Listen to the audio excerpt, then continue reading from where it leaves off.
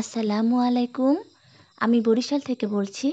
দূরে কাছে যে যেখান থেকে আমার আজকের ভিডিওটি দেখছেন, আশা করছি সবাই আল্লাহর অশেষ রহমতে ভালো আছেন। আমরাও আলহামদুলিল্লাহ ভালো আছি। বিডিরূপা ব্লগসে নতুন একটা দিনে নতুন আরেকটি ছোট্ট ব্লগ ভিডিও নিয়ে চলে আসলাম। আশা করছি আমার আজকের ভিডিওটি আপনাদের কাছে ভালো লাগবে। এই ভিডিওটি মূলত গতকালকে রাতের ভিডিও ছিল। আমার শাশুড়ি মা একটা ঝাড়ু বানছিল। তো এইটা দিয়ে মূলত আমরা রান্নাঘর আর খাওয়ার ঘরটা আর কি সুন্দর করে ঝাড়ু দিই। শলার ঝাড়ু বলি আমরা এটাকে। তো খুব সুন্দর করে ঝাড়ুটা বানছিল, তো তখন একটু ভিডিও করে রেখে দিয়েছিলাম। আমার শাশুড়ি মা আবার খুব সুন্দর করে মানে লম্বা লাঠি দিয়ে ঝাড়ু বাঁধে।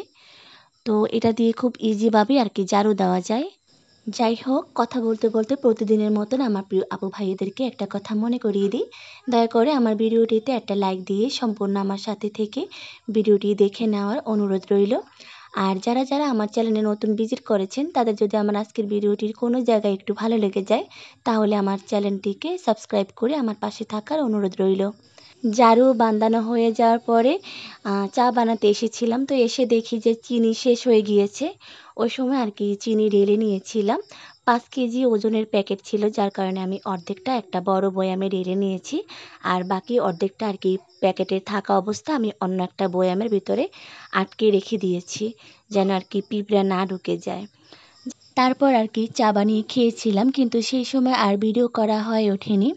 তো এটা হলো মূলত আজকের ভিডিও। আমার চাচি শাশুড়ি মার মেয়ে বাবু হয়েছে, তো সেই উপলক্ষে তাদেরকে আর কি ভাত দেওয়া হবে। মূলত আমার চাচি শাশুড়ি মাকে আর কি ভাত দেওয়া হবে। তো চিন্তা করলাম যে যেহেতু ওনাকে ভাত দেব, কিন্তু সবাইকেই দিয়ে দিই।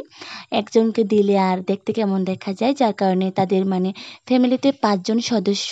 তো সেই অনুযায়ী আমরা রান্নাটা করেছিলাম। মূলত মানে উনি আমাদের আর কি আপন চাচি শাশুড়ি না, উনি হচ্ছে আমাদের বাড়ির পাশেরই চাচি শাশুড়ি হয়। তেমন বেশি বয়স না।